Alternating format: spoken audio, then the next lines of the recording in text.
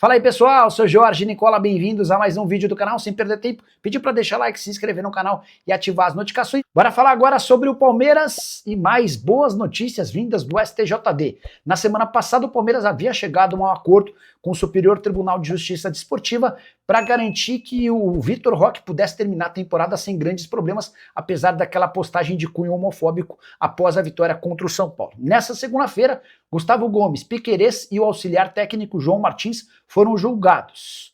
O Piquerez e o João Martins haviam sido expulsos no jogo contra o Flamengo e pegaram um jogo de suspensão. Como já cumpriram, estão livres para continuar trabalhando normalmente. Sobre o Gomes, que foi indiciado depois de afirmar que o Wilton Pereira Sampaio era soberbo e tinha algo contra o Palmeiras. Gomes acabou absolvido e está liberado para as 3 últimas rodadas do Campeonato Brasileiro. Palmeiras que enfrenta nessa terça-feira o Grêmio em Porto Alegre.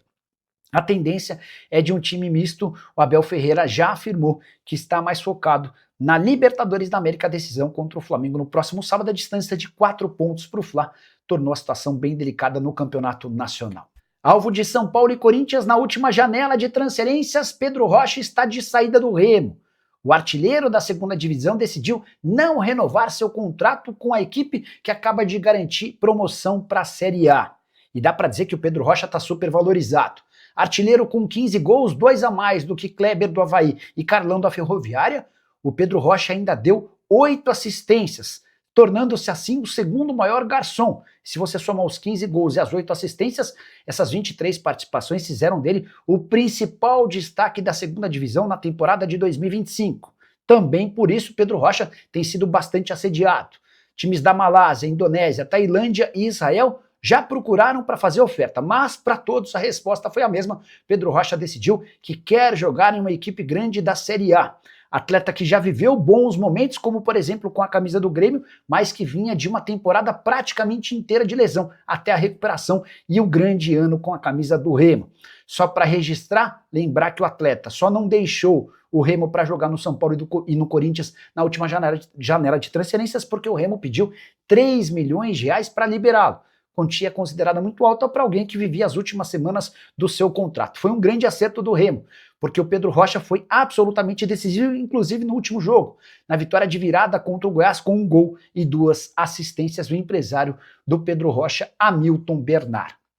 E aquela tese de que o Palmeiras quebraria quando Leila Pereira parasse de ser patrocinadora do clube foi para o espaço. Muito pelo contrário, hoje o Palmeiras fatura praticamente o dobro na comparação à era Crefisa e Fã, quando as empresas da Leila Pereira usavam todos os espaços do uniforme alviverde. Bora para os números.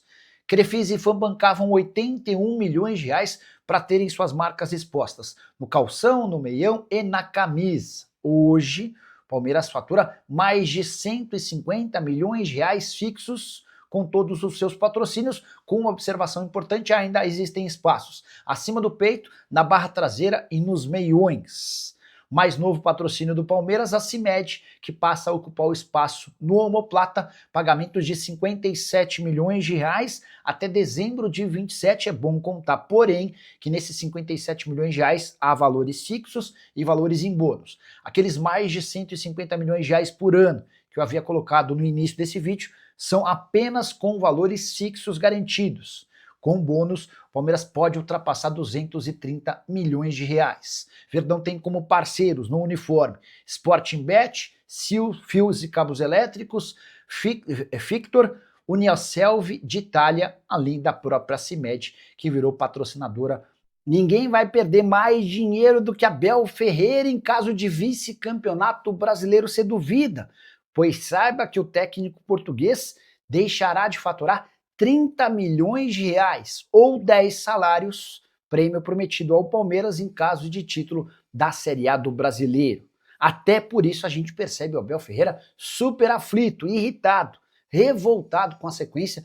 Depois do empate em 0 a 0 contra o Fluminense no último sábado, o Abel meio que jogou a toalha e disse que poupará titulares para a partida contra o Grêmio, marcada para essa terça-feira em Porto Alegre, se o Palmeiras perder para o Grêmio e o Flamengo vencer o Atlético Mineiro em Belo Horizonte, o Flamengo será campeão nacional a 2 rodadas do fim da competição. Importante registrar que o Abel, além desses 30 milhões, tem outros 36 milhões de reais em jogo daqui até o fim da temporada.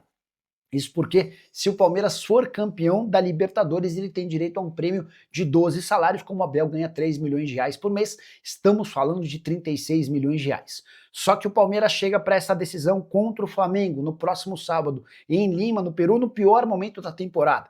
São 4 jogos sem nenhuma vitória, 2 empates e 2 derrotas. E pior que nessa sequência, o Palmeiras conseguiu marcar apenas um golzinho.